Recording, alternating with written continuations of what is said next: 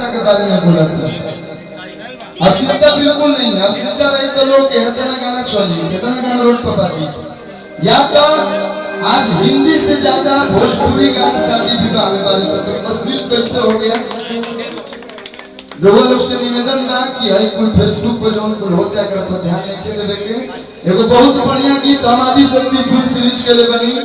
जो गाना का नाम है जो हमनी के माई बहन चाची लोग आवेला लोग जो दुल्हन का जई है घरे तो ऊपर गवाई बोला बबुआ पति के ओरिए दोनों के बहुत अच्छा आपको प्यार आशीर्वाद देते हैं लोग। हमें वो लास्ट में गाना बा पहिका गोल में साली की सहारा करो दुआरे पर याद से लेके विदाई तक आई गोल बनी विदाई से लेके सुहाग रात तक। तो सुहाग रात में गाना गोल बनी बोलो भैया कि घुंघटा उठा कि नदिया किनारे कि फरेला भांता बिना ले ले न छोड़ो भाई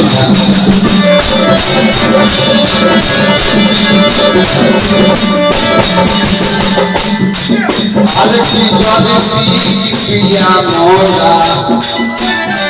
कि मिल गईले कोरिया जादसी पिया मोरा मिल गईले कोरिया चढ़ला दिला का फेरा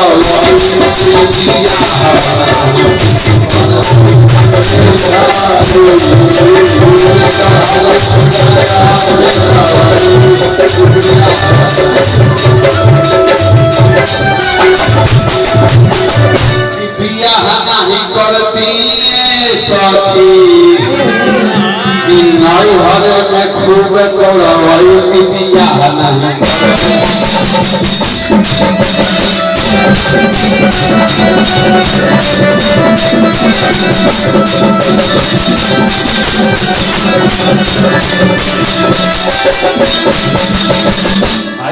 हमरे दुकानदारिया चले थे हमरे दुकानदारिया चले थे चला चला हो बढ़िया पंथा का फल के ले दुकानदारिया ते दारियन के बढ़िया से पी लेबो छे ठीक से बैठ हमारे प्रदेश को दिया लोग तो जब प्रेस कॉन्फ्रेंस पे आरा लीगल होटल में तो कहता है मीडिया वाला कि चोरिया कहूं गए हैं अश्लील गाना है हमारा पुस्तक का हम लोगों ने आखिर में से लोग कि कतना अपराध को दिन का गोली मार दिन का कौन क्यों। लेकिन हाय भाई के देखो तो जौन तू गाना का सुनने से तू एक्टिंग जरूर कर लेता है। इनमें से के तीसरा लड़का मतलब बोल गोद ले ले बड़ी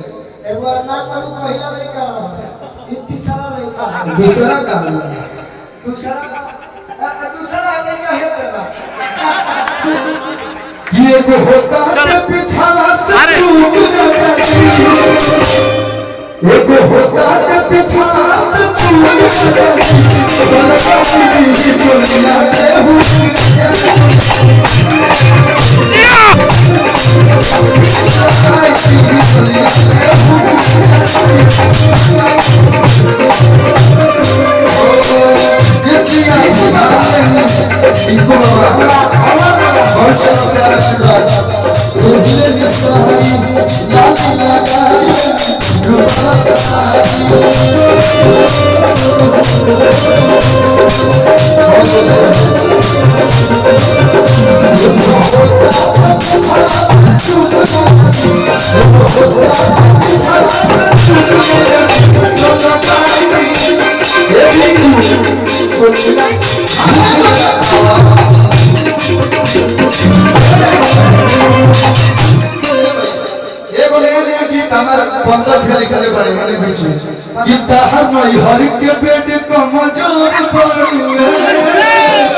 तुमको जब देखता हूँ तो वही गीत याद आता है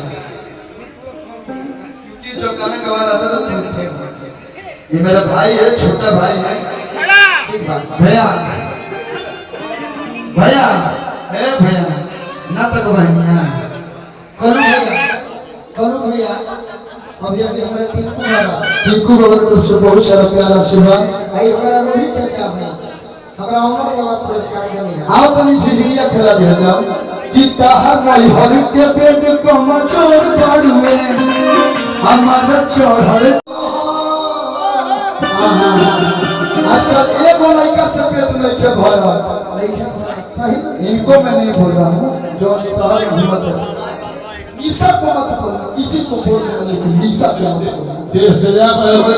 बोलना ईसा नाम से मुझे प्रेम है ईसा को कुछ भी कोई बोलता बहुत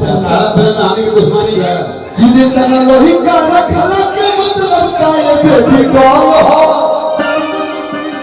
दिल हो कि बॉय हॉस्पिटल हो इजाजत ना हो तो इनके गाना बजाते कहती है कि दो है मेरे बेस्ट फ्रेंड दो है बॉयफ्रेंड दो बेस्ट फ्रेंड है 1 2 और दो बॉयफ्रेंड भी है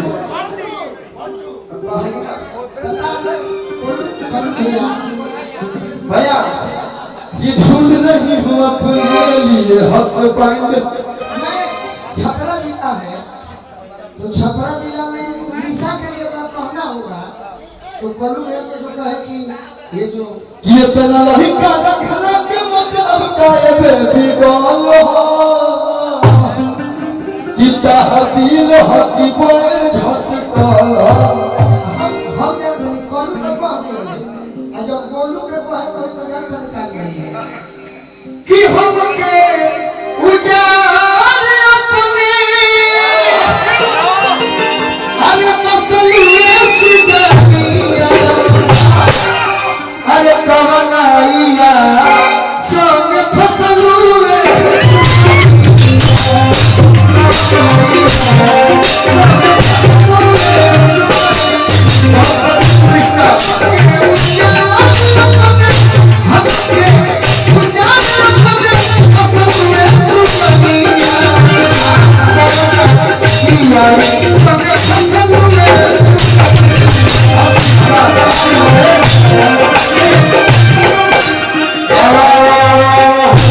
स्टेज पे जो भी सिचुएशन उस पे होगी एक दो दिन लबे आपस में लड़ के विवाद हो खता अब पूरा भोजपुरी बारा लेकिन कलू है छपरा जिला में होती सासू छपरा जिला के लड़का खातिर कहां सुनता है कि आरा के गोलियां के मोहने कबलिया देखो कि आरा के गोलियां के मोहने कबलिया अच्छा फरा के जिला रवा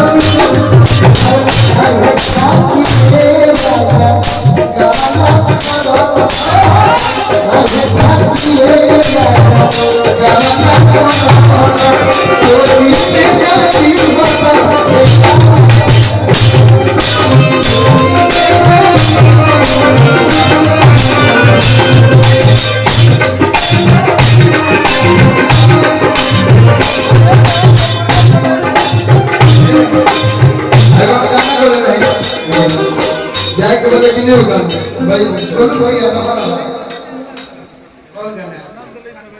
कि ससुर में सोया सोने को भाला हुरी अच्छा है ब्यूटी झुमका या चाहे ब्यूटी चूरी देखो छमा छोड़ा आ हो के दे हम उदास को पेट के चा अरे हो के दे हम उदास को पेट के अरे कभी अपना सोया जी के सारी में लपेट